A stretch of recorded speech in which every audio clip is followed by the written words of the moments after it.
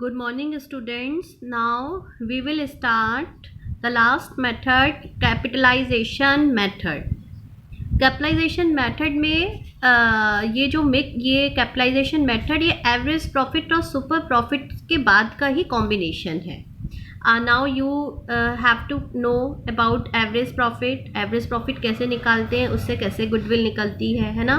फिर आपने second method सीखा सुपर प्रॉफिट, उसके आगे का स्टेप, फिर हम उससे कैसे गुडविल निकालते हैं.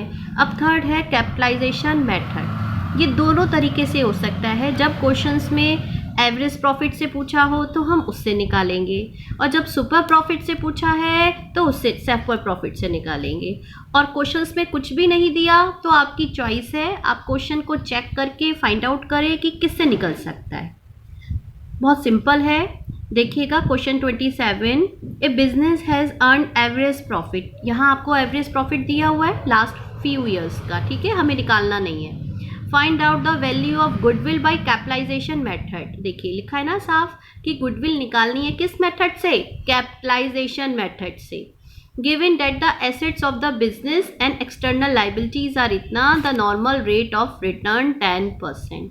तो तीन चीज़ें हो गई. एवरेज प्रॉफिट दिया है, एसेट्स है, लाइबिलिटी है और रेट है. और हमें क्या निकालनी है इस क्वेश्चन में, गुडविल. देखिएगा हम कैसे करते हैं इसमें कैपिटलाइजेशंस ऑफ एवरेज प्रॉफिट. इसका पहला स्टेप क्या होता है, क्वेश्चंस में अगर एवरेज प्रॉफिट दिया है तो ठीक, नहीं तो हम एवरेज प्रॉफिट निकालेंगे. अगर कोई एडजस्टमेंट है तो हम किस में से एडजस्ट करेंगे, हमेशा एवरेज प्रॉफिट से एडजस्टमेंट करते हैं.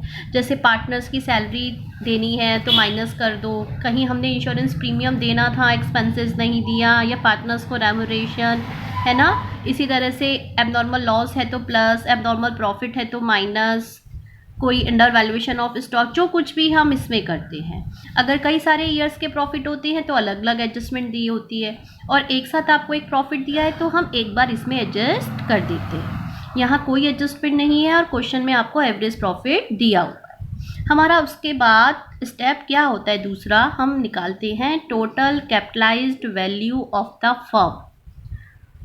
कि फर्म इस प्रॉफिट के अकॉर्डिंग, ये जो हमें बिजनेस में प्रॉफिट हुआ, इस प्रॉफिट के अकॉर्डिंग हमारी फर्म में कितनी कैपिटल होनी चाहिए थी.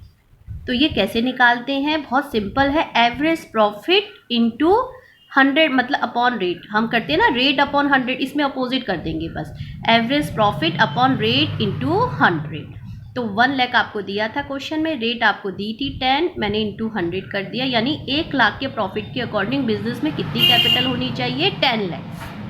जबकि क्वेश्चंस में कितनी कैपिटल दी हुई है, जो एक्चुअली बिजनेस में एम्प्लॉयड है, लगी हुई है, हमने उसे कैसे निकाला, एसेट्स माइनस लाइबिलिटीज. मैंने एसेट्स में से लाइबिलिटीज माइनस कर दी, तो एक्चुअल में बिजनेस में कितनी कैपिटल है, 8,20,000. ये कैसा मेथड है, कैपिटलाइजेशन मेथड. तो हम कैपिटल से कैपिटल माइनस करते, जितनी होनी चाहिए थी एक्सपेक्टेड और जितनी एक्चुअल में बिजनेस में लगी हुई है. यानी वैल्यू ऑफ गुडविल बराबर क्या फॉर्मूला बन गया, total capitalised value minus capital employed. हमने इसमें से इसको माइनस कर दिया तो हमारा आंसर आ गया 1,80,000.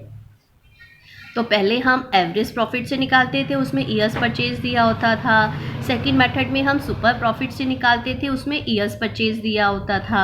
और ये कैपिटलाइजेशन मेथड है, इसलिए हम कैपिटल में से कैपिटल माइनस करते हैं. किस मेथड में, एवरेज प्रॉफिट में. सिंपल है, याद रखिए.